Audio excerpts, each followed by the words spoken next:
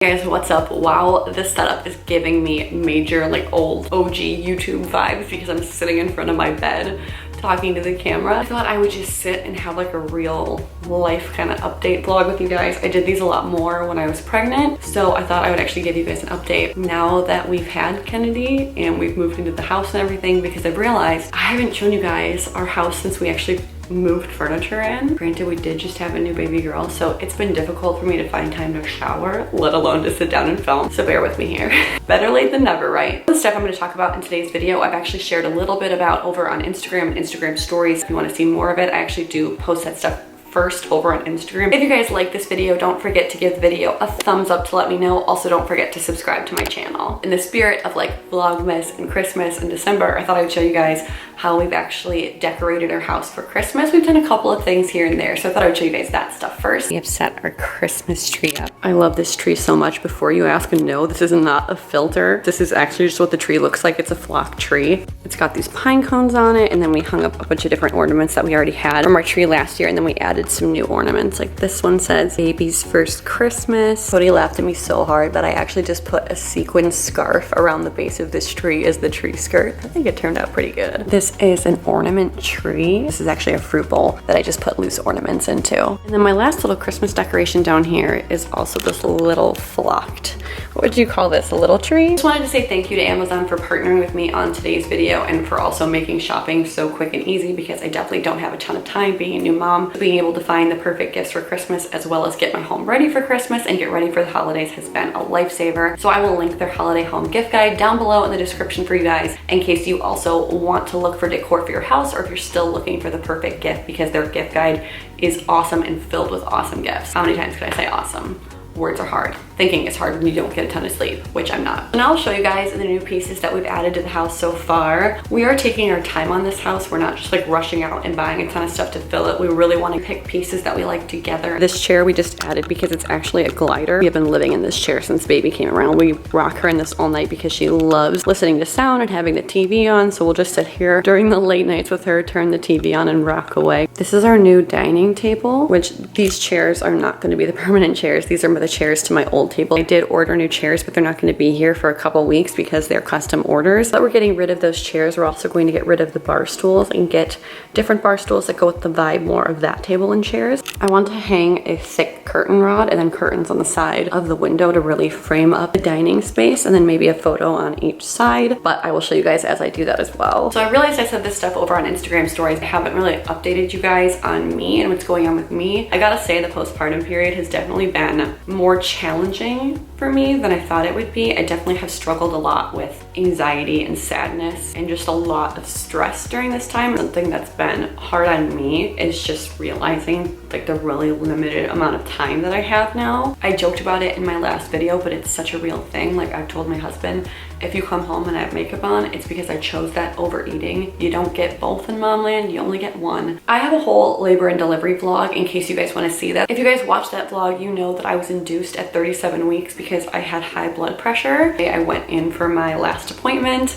They said that they had decided to induce me that night. So it was kind of like, hey, this is happening. In 6 hours, you're coming here and we're having a baby. I thought I would have an extra 3 weeks and I had all these plans. So I would have things going up on this channel after I had delivered her, except obviously because we were kind of surprised induced, that didn't really happen. It's been really hard for me not having the time that I wish I had, because I want to be able to do everything. Like I want to be able to have a clean home and be able to make dinner and be able to spend all the time with my daughter, and I want to be able to film and edit and upload like I used to. And not being able to do all those things has been hard for me because I feel like I'm failing at everything. I don't feel like I'm succeeding or excelling at any area. And I know like mentally I can tell myself, chill out, you just had a baby a couple of weeks ago. Like it's okay to take time off. But because my personality type is so type A, so organized, so wanting to be on top of it, it's really, really hard for myself to give myself that grace, because I want to give myself that grace. I want to be able to do everything. Like I want to be able to have all the laundry done and to have my home looking nice and be able to make dinner and still be a great mom. postpartum, and it's just been really difficult for me. Also, I've still been recovering and my emotions have been all over the place, especially with how hard my delivery was. My labor was really, really difficult. It was 32 hours long. I had multiple failed epidurals. I was puking from the medicine. My legs were completely numb. Like I could not move, but I could feel all of the contractions. I swear I was like traumatized from my labor. So that experience, and then coming home and being just like exhausted, recovering, having all these mood swings, and being this type A person who wants to be doing all this stuff but not being able to do it, combined with all that stuff, was really difficult. Something that was also really challenging for me that I didn't expect was how I would feel looking at social media afterwards. You know, like looking at it, it's a highlight reel, so that's never really bothered me, except now that I'm a new mom, seeing other new moms posting and being like, wouldn't trade the late night feedings for the world. This is the best, enjoying every second of it. It made me feel terrible about myself. Like I honestly wondered, am I a terrible mother basically because I wish I could do my laundry and I wish I could be making dinner and I wish I could be working on stuff? That just made me feel so bad about myself that I actually had like a mental breakdown in my doctor's office, and I was like, I feel like I'm just dropping the ball in everything. I feel like I'm failing at everything. I don't feel like I'm doing a good job at being a mom, but I also don't feel like I'm doing a good job at being a wife or being a sister or being a friend, like all of that stuff. I sound like an Instagram bio right now, like wife, sister, friend, mother. Ugh. Basically my doctor was like, no, this is completely normal. You have all these hormones, all these mood swings. You're learning how to be a mom, plus you're exhausted from the experience you just went through and from the 9 months of being pregnant. And then your whole life just turned upside down. All these things that you did yesterday, you're not doing today. This is completely normal. So that was really helpful for me to hear, but still it doesn't take off that like stress and pressure I put on myself. I just have the craziest stress about the silliest things that I can look at myself and be like, that's not rational, but it doesn't mean that I don't feel it. 2 weeks into having the baby, and my husband and I were just so tired that by the time the weekend came around, the only thing we wanted to do was sleep if we could. And I remember thinking in my head, like, shouldn't I want to be going out? Shouldn't we be doing date nights? Are we gonna have a terrible relationship if we are just tired all the time? And this is how your marriage starts to go down, is because you're parents and you're just exhausted and you don't want to spend time with each other. And it's like, girl, it's been 2 weeks. What is wrong with you? But that's literally all the stuff that I was feeling and thinking and letting myself get down about, because I was just like so stressed out and upset. I would be like, I haven't been out of the house in 2 weeks. I'm so exhausted. The only thing I would love to do in the world is go to Target. And then I would get to Target and I would be so tired that I didn't want to be there, and I would just like cry because I was like, I can't do anything. This sucks. I think a lot of the reason for the stress too on myself about being like a bad mom was definitely surrounding my labor. So when Kennedy was born, her bilirubin levels were elevated. Doctors were like, we need to push hydration on her to start breaking down the bilirubin. Your milk hasn't come in. You're not making enough right now, so we need to give her formula. Doctors basically put her on the bottle and put her on formula before she could even like really attempt to breastfeed with me. And that was devastating for me. I feel like I'm gonna cry talking about it. Get it together, girl. I pulled myself together, kind of.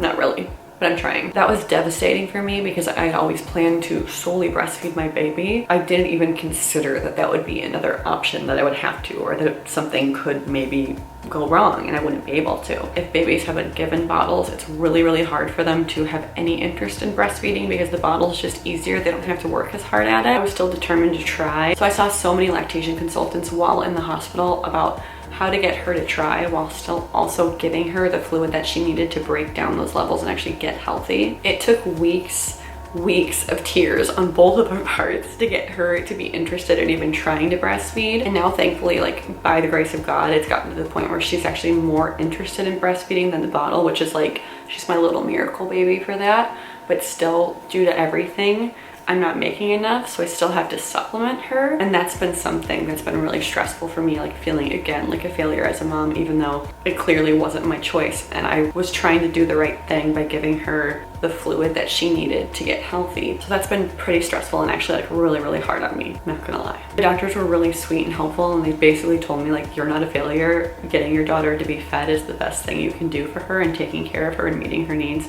You're doing that whether it's with the bottle or whether it's with breastfeeding.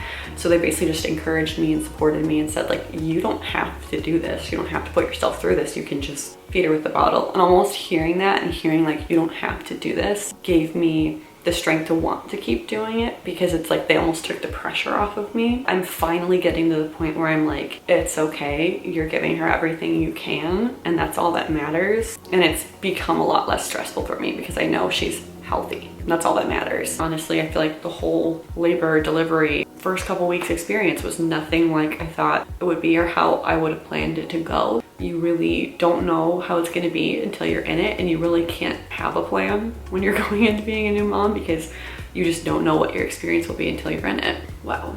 Okay, so that was probably a lot longer than I thought this video was going to be.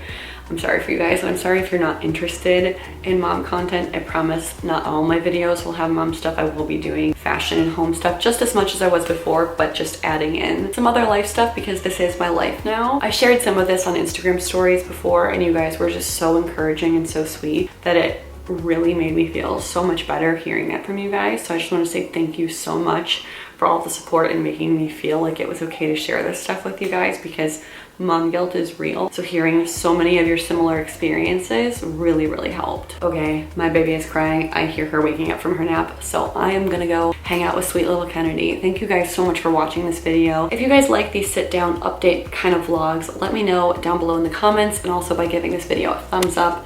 Don't forget to subscribe to my channel if you haven't. Thank you guys so much for watching, and I will see you soon. Bye. Oh my God. You just scared the crap out of me. Recorded? Yeah. Take care. Oh, thank you. Haley's. They're vitamins. In case you were wondering. Thank you, my plug.